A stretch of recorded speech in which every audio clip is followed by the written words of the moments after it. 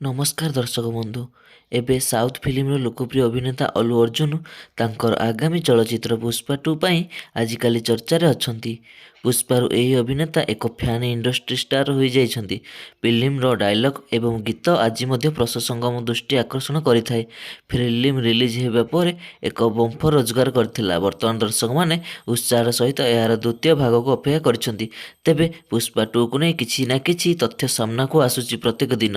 ଏହି ସମୟରେ ଏକ ଖବର ଆସିଛି ଯେ ରଶ୍ମିକା ମନ୍ଦନାଙ୍କ ବ୍ୟତୀତ ଦକ୍ଷିଣ ଚଳଚ୍ଚିତ୍ର ଇଣ୍ଡଷ୍ଟ୍ରିର ଆଉ ଏକ ସୁନ୍ଦରୀ ଅଭିନେତ୍ରୀଙ୍କ ମଧ୍ୟ ଏହି ଫିଲ୍ମରେ ଗୁରୁତ୍ୱପୂର୍ଣ୍ଣ ଭୂମିକା ଦେଖିବାକୁ ମିଳିବ।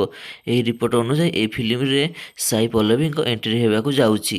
ଫିଲ୍ମରେ ତାଙ୍କର ଏକ କ୍ୟାମିଓ ଭୂମିକା ରହିବ ବୋଲି ଅନୁମାନ କରାଯାଉଛି। ତେବେ ସାଇ ପଲ୍ଲବୀ ଏଣ୍ଟ୍ରିକୁ ନେଇ ଫିଲ୍ମର ନିର୍ମାତା ଏପର୍ଯ୍ୟନ୍ତ କୌଣସି ଘୋଷଣା କରିନାହାନ୍ତି। କିନ୍ତୁ ଏହା କୌଣସି ସୂତ୍ରରୁ ଜଣାପଡ଼ିଛି ଯେ ସାଇ ପଲ୍ଲବୀ ପୁଷ୍ପା 2ରେ ରୋଲ୍ କରିବା ପାଇଁ। ତ ଦେଖାଯାଉ ତାଙ୍କୁ ଜଣାପଡ଼ିବ କି ଆଗକୁ କ'ଣ ଆସୁଛି ଏବଂ ସେ କେଉଁଭଳି ଭାବରେ ରୋଲ୍ଟି ଲିଭେଇ ପାରୁଛନ୍ତି ଏବଂ ଦର୍ଶକଙ୍କ ମନ କିଣିପାରୁଛନ୍ତି ସେଇ ପୁଷ୍ପା 2 ଫିଲ୍ମରେ। ଯଦି ଆପଣଙ୍କୁ ଆମର ଭିଡ଼ିଓ ଭଲ ଲାଗିଲା ତାହେଲେ ଗୋଟିଏ ଲାଇକ୍ କରନ୍ତୁ ଏବଂ ସବସ୍କ୍ରାଇବ୍ କରିବାକୁ ଭୁଲନ୍ତୁ ନାହିଁ। ଧନ୍ୟବାଦ।